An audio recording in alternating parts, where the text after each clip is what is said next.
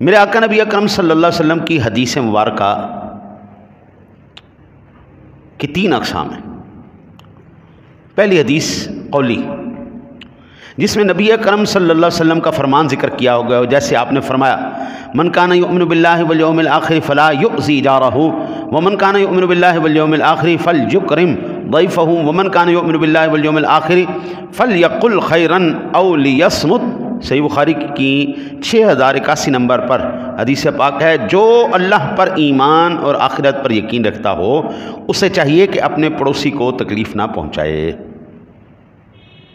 जो शख्स अल्लाह पर और ईमान और आखिरत पर यकीन रखता हो वो अपनी मेहमान की इज़्ज़त करे, और अगर कोई अल्लाह पर और यौम आखिरत पर ईमान रखता हो वो अच्छी बात कहे या फिर खामोश रहे। ये आपका कौली फ़ेल है जो आपने इरशाद फरमाया।